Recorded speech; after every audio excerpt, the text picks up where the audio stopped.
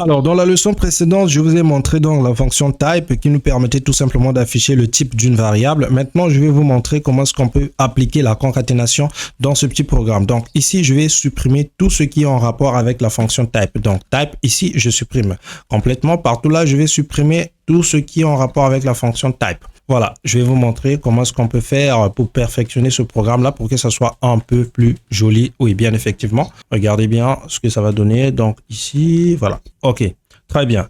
Donc là, je vais exécuter. Normalement, ça va m'afficher directement les résultats. Ici, la taille, l'âge, etc. Et j'en passe complètement. Voilà, donc ici, ça m'affiche les valeurs exactes. Mais là, nous avons un petit problème. Le petit problème que nous avons, en fait, c'est quoi? C'est que quand je regarde par exemple ici, je ne sais pas, les 10 là c'est quoi, 1,75 là c'est quoi, Alice c'est quoi, Trou c'est quoi. Donc ça n'a aucun sens en fait. Maintenant pour rendre ça un peu plus joli, qu'est-ce que nous allons faire? Nous allons utiliser la concaténation. Regardez par exemple à ce niveau. Là je dis par exemple que c'est l'âge. L'âge c'est bon. Donc je vais faire un print. Quand je fais un print ici, je vais ensuite ajouter tout simplement du texte. Donc je vais ajouter du texte, je vais concaténer la valeur de l'âge de la variable âge plus tout simplement du texte. Par exemple, je vais dire âge ici, ça c'est pour la variable, je vais mettre une virgule pour faire la concaténation et ensuite ici, je vais ajouter une chaîne de caractères. Cette chaîne de caractères, je vais dire par exemple en. Comme ça va dire âge. Donc ici, au début, je vais ajouter encore une autre chaîne de caractères qui va dire par exemple, je mets d'abord une virgule ici. Ensuite, ici, je vais dire votre âge est, tout simplement comme ceci. Je mets ça le plus simplement possible. Votre âge est. Et ensuite, je vais mettre tout simplement les 2 points. Donc, je mets 2 points comme ceci.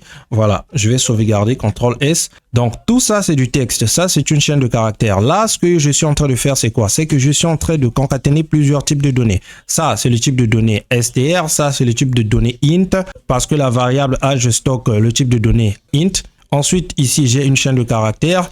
Et là, je sauvegarde le programme. Là, je peux maintenant exécuter. Je clique sur ce bouton-là et vous voyez que ça m'affiche un truc qui est un peu plus joli. Donc ici, ça vous dit quoi? Votre âge est 10 ans. Vous voyez, ça devient plus intéressant.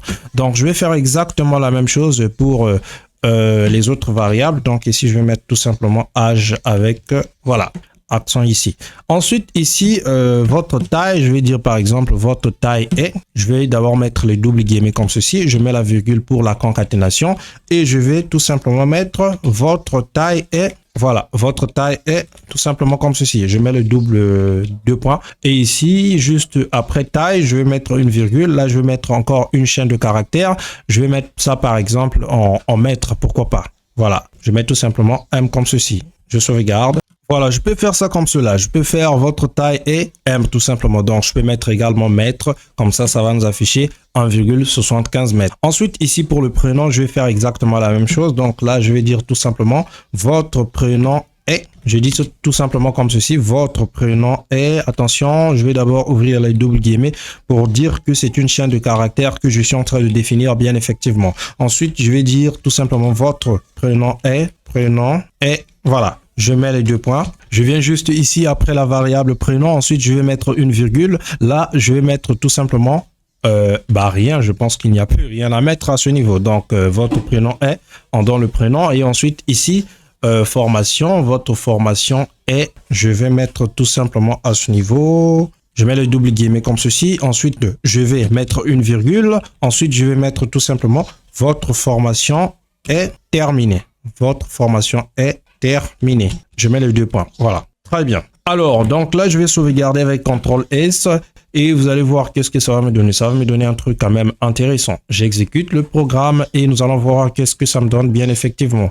Ça ne sera plus un truc du genre, je ne me retrouve pas dans mon programme et qu'est-ce qui se passe? Là, je vais vraiment me retrouver. Alors, ici, qu'est-ce que vous voyez bien effectivement? On dit quoi? Votre âge est 10 ans. Votre taille est 1 mètre, donc 1,75 mètres.